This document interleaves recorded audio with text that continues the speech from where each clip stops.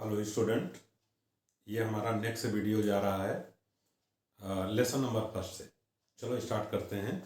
आज जो हम तुम्हें समझाएंगे वो दोहरा निषेचन समझाएंगे, डबल फर्टिलाइजेशन समझाएंगे। देखो, ये बहुत ही इम्पॉर्टेंट प्रक्रिया है एंजियोस्पर्म प्लांट की। इस पृथ्वी पर जितने भी एंजियोस्पर्म प्लांट आवृतबीजी पौधे पाए जाते हैं वो सारे पौधे लैंगिक जन्म के समय दोहरा निषेचन अवश्य करते हैं। एक मार्क का क्वेश्चन हो गया एमसीक्यू में, दोहरा निषेचन किस पौधे में पाया जाता है? केवल आवृतबीजी पौधों में, केवल एंजियोस्पर्म प्लांट में। बहुत सारी बातें हमने इसमें समझा दी हैं अपने वीडियो में। हमने समझा दिया है कि जो आवृतबीजी पौधे होते हैं इनके फ्लावर में मादा जननांग होता है। मादा जननांग को जायांग कहते हैं, गाइनोइसियम कहते हैं। जो गाइनोइसियम का शीर्ष भाग है उस भाग को हम स्टिग्मा कहते हैं, वर्तिकाग्र कहते हैं। मध्य भाग को हम स्टाइल कहते हैं। नीचे ये फूला हुआ भाग है, इस भाग को हम ओवरी कहते हैं। इस ओवरी के भीतर ऐसी दानेदार रचना पाई जाती है जिसे ओव्यूल कहते हैं। इस ओव्यूल के भीतर एक थाइली जैसी रचना बनती है, फीमेल गेमेटोफाइट स्टेज है, जैसा पढ़ चुके हो। इस स्टेज को हम एम्ब्रियोसाइट कहते हैं। हमने पढ़ाया है कि इस एम्ब्रियोसाइट के भीतर यानी फीमेल गेमेटोफाइट के भीतर 7 सेल और 8 केंद्रक होते हैं। ये 3 सेल तुमको एंटीपोडल सेल दिख रहे हैं, ये सेंट्रल सेल दिख रही है, इसमें 2 केंद्रक दिख रहे हैं। ये एग अपरेटस दिख रहा है जिसके सेंटर में तुम्हें ये फीमेल गेमीट दिख रही है। 2 अगल बगल की सेल सिनर्जिड सेल दिख रही है। ऐसा तुम पिछले वीडियो में पढ़ चुके हो, आसानी से स्टडी कर चुके हो, इतनी नॉलेज तुम्हारे पास पहले से मौजूद है। ये पुष्प का नर जननांग है। नर जननांग की इकाई को स्टेमन कहते हैं। इस स्टेमन का टिप एंथर, इस एंथर से पॉलन ग्रेन्स बनते हैं। कैसे बनते हैं, पॉलन ग्रेन्स के अंदर कौन सी रचना होती है, सबकी स्टडी मैं तुमको करा चुका हूँ। ये बता चुका हूँ कि जो पॉलन ग्रेन्स हैं ये पॉलन ग्रेन्स सिंगल सेल से बने हुए स्ट्रक्चर हैं। ये मेल गेमेटोफाइट है। ये भी पढ़ाया जा चुका है, इनके ऊपर 2 लेयर है, ये एक्साइन लेयर है, ये इंटाइन लेयर है। ये भी पढ़ाया जा चुका है कि इनके भीतर दो न्यूक्लियस हैं और 2 न्यूक्लियस 2 सेल में बदल चुके हैं। एक सेल ये बड़ी सी है जिसको मैं डॉटेड कर रहा हूँ, इस बड़ी सी सेल को वेजिटेटिव सेल कहते हैं। एक ये छोटी सी सेल है, इस छोटी सी सेल को जनरेटिव सेल कहते हैं, जनन कोशिका कहते हैं। यानी ये पॉलन ग्रेन 2 सेल स्टेज का है।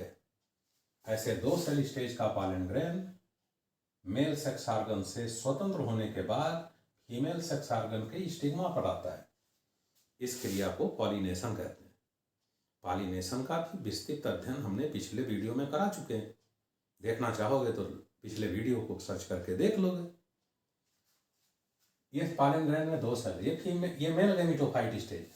देखो, ये पॉलन ग्रेन स्टिग्मा पर आ चुके हैं, यानी पॉलिनेशन हो चुका है। जब पॉलिनेशन हो जाता है तो ये जो जेनेटिक सेल है ये डिवाइड हो जाती है और जेनेटिक सेल डिवाइड होकर के 2 मेल गैमीट बनाती है।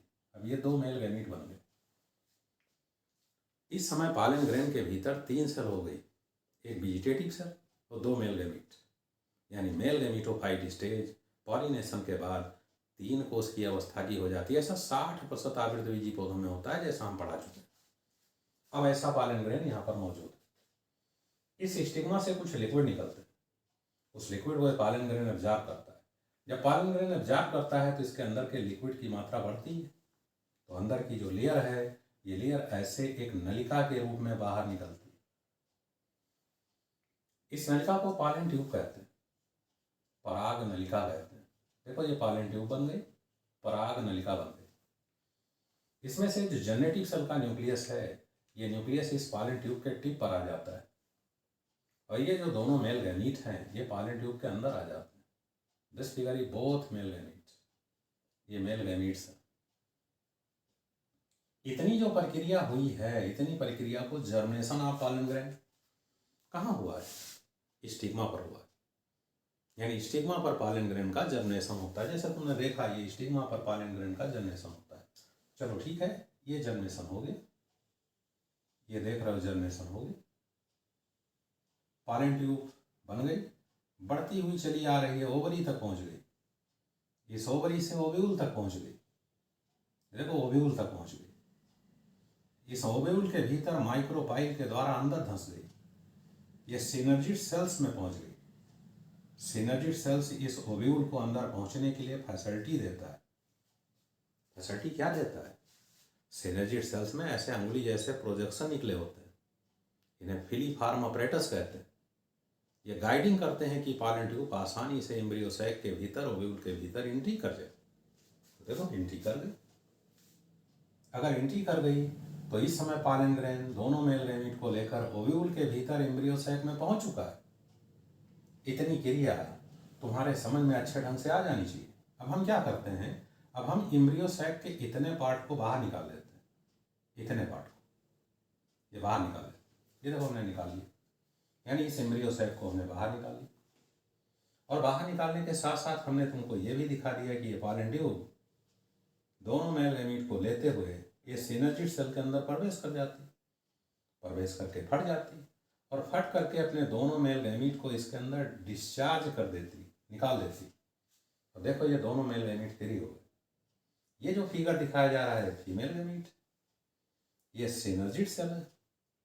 इसमें से एक ही सिनर्जिड सेल फैसिलिटी दे रही है पॉलन ट्यूब को अंदर एंट्री करने के लिए। तो पॉलन ट्यूब एंट्री कर गई, दोनों मेल गैमीट को एम्ब्रियो सैक के अंदर डिस्चार्ज कर दिया। अब ये फीमेल गैमीट और मेल गैमीट पास में आ गए। एक मेल गैमीट इन दोनों, ये सेंट्रल सेल है, इस सेंट्रल सेल के दोनों पोलर न्यूक्लियाई या सेंट्रल न्यूक्लियाई के पास आ गए।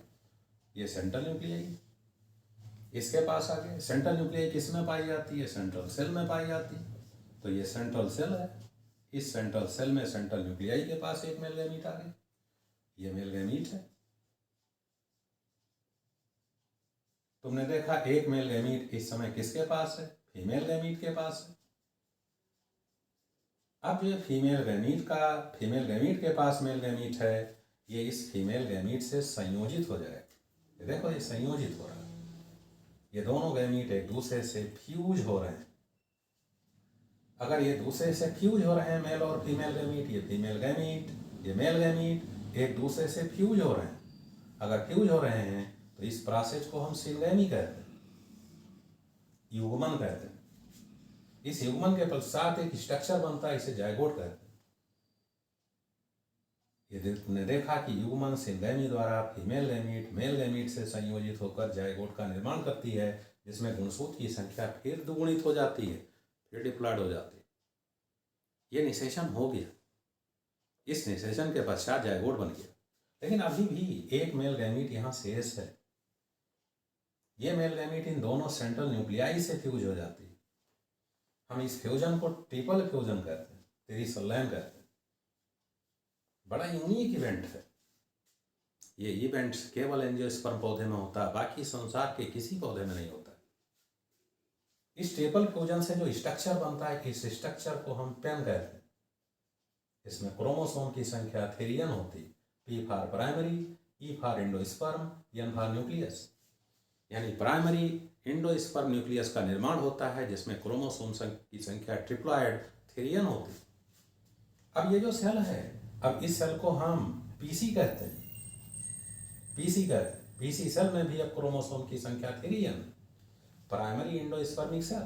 तो जो सेंट्रल सेल है ये पीसी में बदल जाती है, और जो सेंट्रल न्यूक्लियाई हैं N+N, ये ट्रिपल N हो जाती हैं, पेन में बदल जाती। इतनी क्रिया को ट्रिपल फ्यूजन। तो फ्यूजन दो बार हुआ, एक बार सिनगैमी हुई, एक बार ट्रिपल फ्यूजन हो। दो बार फ्यूजन होने के कारण हम इसे डबल फर्टिलाइजेशन कहते हैं। ये डबल फर्टिलाइजेशन बहुत ही इंपॉर्टेंट प्रोसेस है एंजियोस्पर्म प्लांट की। इसमें पीसी से एंडोस्पर्म बनते हैं, वही जायगोट को फूड प्रोवाइड करते हैं। तब जायगोट का डेवलपमेंट होता है और जायगोट एम्ब्रियो में कन्वर्ट हो जाता है। कैसे जायगोट एम्ब्रियो में कन्वर्ट हो जाता है? एंडोस्पर्म कैसे बनता है? पीसी से, प्राइमरी एंडोस्पर्मिक सेल से। ओव्यूल से सीड कैसे बनती, ओवरी फल में कैसे बदल जाती। अगर इतनी टॉपिक तुम्हारी स्टडी हो जाए तो तुम अच्छे ढंग से समझ जाओगे कि आवृतबीजी पौधे, एंजियोस्पर्म पौधे कैसे सेक्सुअल रिप्रोडक्शन को परफॉर्म करके नया पौधा बनाते हैं। हम आगे भी समझाएंगे कि एंडोस्पर्म क्या है, एम्ब्रियो कैसे डेवलप होता है, एम्ब्रियो कितने प्रकार के होते हैं, उनका डेवलपमेंट कैसे होता है, सीड कैसे बनती, सीड की क्या विशेषताएं हैं, फल कैसे बनता है, फल का स्ट्रक्चर क्या है, उसकी विशेषता क्या है, उसके प्रकार क्या है, इन सब पर तुमसे क्वेश्चन पूछे जाएंगे। जब तुम स्टडी करोगे तो हमारे सारे वीडियो को जोड़कर स्टडी करोगे। हम इस फर्स्ट लेसन की एक प्लेलिस्ट बना देंगे। उस प्लेलिस्ट में जब तुम जाओगे तो फर्स्ट वीडियो से स्टार्ट करके लास्ट वीडियो तक जब देखोगे, पूरा चैप्टर तुम्हारे दिमाग में एकदम क्लियर हो जाएगा और तुम बढ़िया मार्क पा सकते हो। ऐसा नहीं है कि इसको तुम ही पढ़ करके समाप्त करो, लोगों तक पहुंचाओ, जैसे वो गांव के बच्चे जो पढ़ने के लिए शहर में नहीं आ पाते हैं, उनको भी बहुत ही लाभ मिले और आसानी से वो पढ़ाई कर करके अपने अच्छे मार्क को प्राप्त कर सके। Okay, thank you. मिलते हैं नेक्स्ट वीडियो में।